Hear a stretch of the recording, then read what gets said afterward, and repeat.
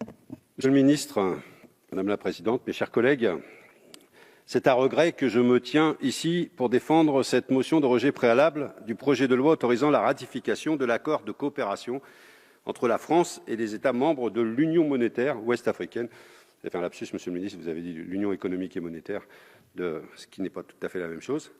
Regret parce que j'aurais aimé croire qu'une réforme du franc CFA, initialement appelée, souvenons-nous, franc des colonies françaises d'Afrique, ne l'oublions pas, aurait pu être l'occasion d'un débat approfondi entre tous les pays concernés et d'un véritable changement en profondeur de nos relations économiques et politiques avec les pays de l'Afrique de l'Ouest francophone.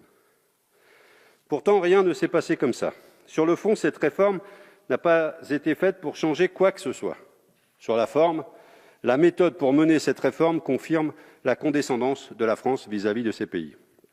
Car pour ne rien changer, pas besoin de concertation. Personne n'était au courant de l'annonce de la réforme en décembre 2019 par Emmanuel Macron à Abidjan.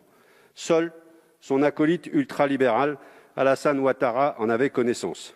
Lui qui a été mis en place par les chars français en 2011 et qui est le champion de toute catégorie de la multinationale Afrique à forte composante française. Lui qui vient d'ailleurs de s'arroger un troisième mandat inconstitutionnel au moyen d'une répression implacable des opposants. Quant aux partenaires de l'Union monétaire de l'Ouest africain, l'UMOA, qui gère le franc CFA, à savoir le Bénin, le Burkina Faso, la Côte d'Ivoire, la Guinée-Bissau, le Mali, le Niger, le Togo et le Sénégal, ils n'étaient même pas informés. Pas plus que le gouverneur de la Banque centrale des États de l'Ouest africain qui pilote cette monnaie. Lorsqu'Emmanuel Macron a expliqué le sens de la réforme en décembre dernier à Abidjan, il a dit, je cite, « J'ai souhaité pouvoir mettre à plat l'ensemble des sujets pour écrire une page nouvelle de notre histoire commune. » Fin de citation. L'idée ne lui a donc pas été soufflée par les États membres de l'UMOA, comme on veut bien nous le faire croire encore ce matin. C'est encore et toujours Jupiter qui a décidé seul. Or, un changement de monnaie, si l'on respecte un tant soit peu les peuples concernés, aurait dû être un chantier démocratique, transparent et ouvert, quitte à être long. Prenons notre exemple. En 1992, lorsque la Communauté européenne a choisi de devenir l'Union européenne et de passer à l'euro, il y a eu un référendum en France. Il posait bien l'enjeu du passage à la monnaie unique, 7 ans plus tard, avec un calendrier précis. Peu importe ce que l'on pense du résultat, mais force est de constater qu'au moins, sur la méthode, les choses étaient plus démocratiques. Ici, que nous propose-t-on?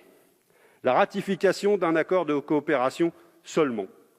Même pas le calendrier de mise en place de l'ECO. Et même, l'ordre de ratification est suspect. Pourquoi la France est-elle le premier pays à ratifier cet accord? Pourquoi, en toute logique, ne pas avoir attendu la ratification des autres pays directement concernés pour terminer par la France? Notre Parlement aurait de ce fait pu tenir compte des débats démocratiques dans les pays directement concernés par cette réforme. Logique, non?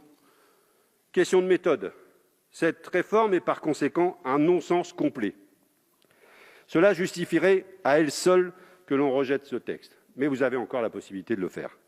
Parce qu'il ne faut pas oublier que l'on parle de quelque chose qui est absolument fondamental. On parle de monnaie, c'est-à-dire d'une institution politique et économique. C'est la monnaie qui permet à une zone de déterminer et de piloter son économie pour obtenir des résultats de développement précis. Et qu'en est-il de cette réforme du franc CFA? Va-t-elle permettre de piloter ces taux de change pour permettre de favoriser ses exportations ou ses importations? Va-t-elle laisser aux pays de la zone le choix de s'adosser à une monnaie plutôt qu'une autre? Va-t-elle permettre de piloter son inflation, ses taux d'intérêt, le poids de sa dette, et j'en passe? Eh bien non, rien ne changera. Le lien ombilical du franc CFA avec la zone euro va perdurer.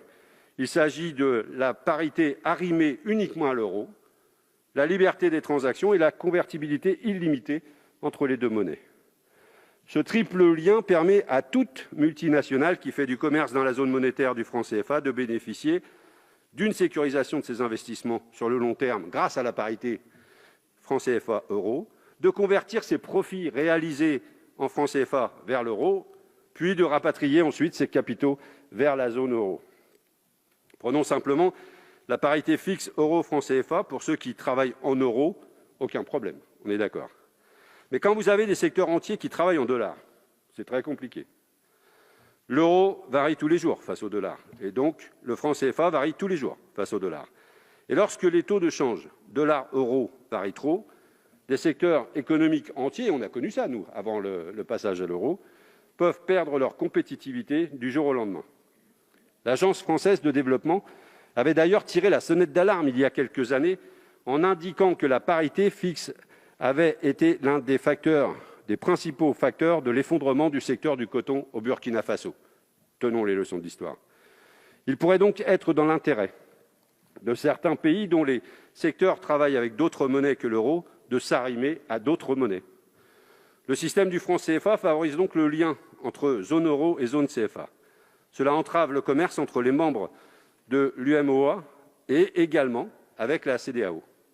Cela explique que 50 ans après les indépendances, l'Europe soit encore le premier partenaire commercial de la plupart de ces pays, alors que le commerce à l'intérieur de l'Afrique entre ces pays représente moins de 15% au total. Ça doit vous parler, monsieur le ministre, ce commerce extérieur.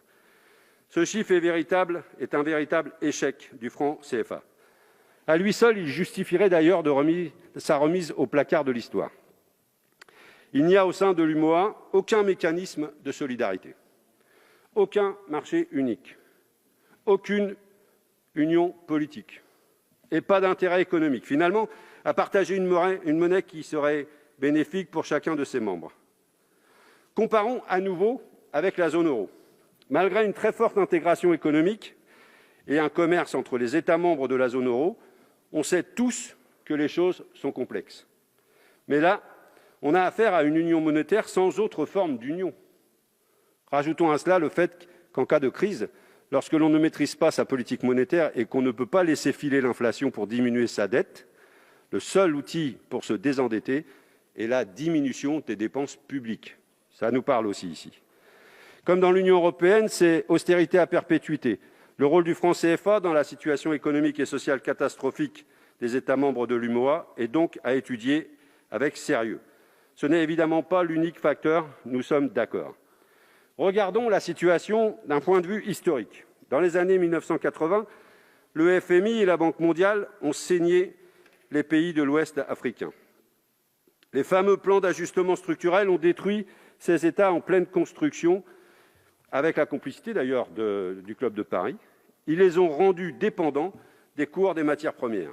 Ils ont obligé à tout privatiser et à réduire au maximum les dépenses publiques et ont promis un renouveau économique qui n'est jamais arrivé.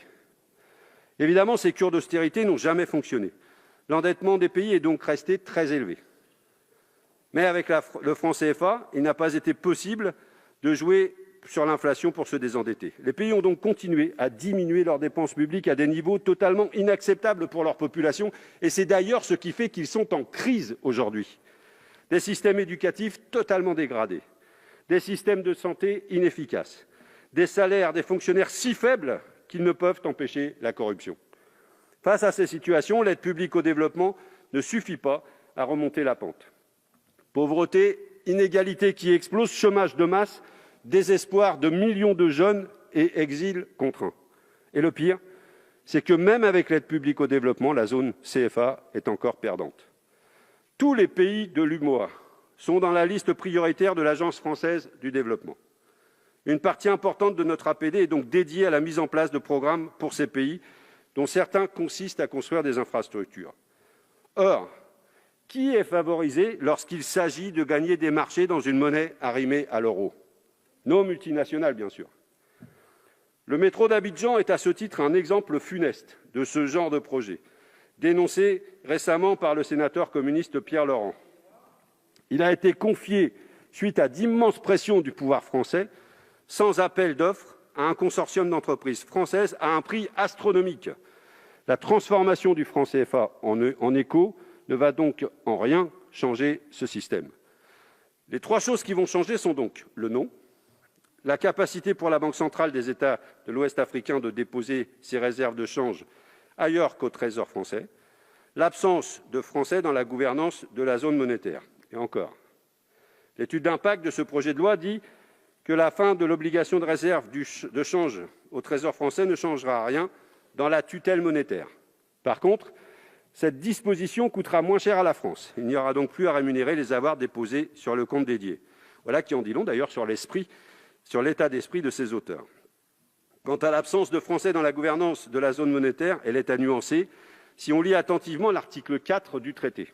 Au sein du comité de politique monétaire de la Banque centrale des États d'Afrique de l'Ouest, une personnalité indépendante et qualifiée sera nommée par le Conseil des ministres de l'UMOA en concertation avec la France.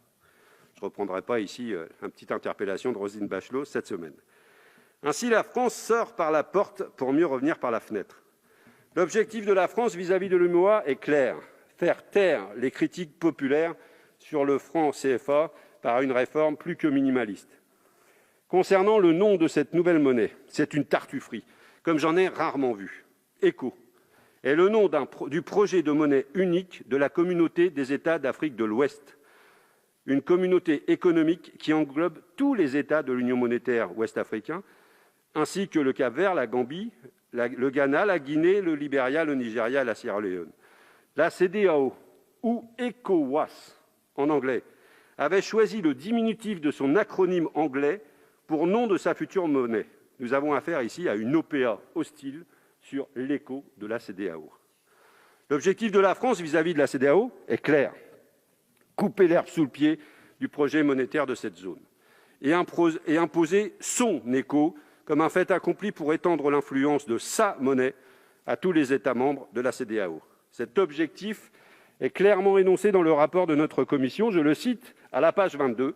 « Le fait que le changement de monnaie, seul d'un héritage controversé, est susceptible de générer une dynamique politique. » Et je poursuis la citation. « Il peut permettre à d'autres pays aujourd'hui extérieurs à l'UEMOA de rejoindre l'ECO. » Mais cet objectif n'est pas du tout été apprécié par les pays concernés. Le Nigeria, poids lourd de la CEDEAO, a évoqué l'implosion de cette zone si la réforme du CFA était mise en place. Et plusieurs États ont condamné cette initiative très officiellement. Vouloir imposer cet écho à toute la CEDEAO est une stratégie très dangereuse.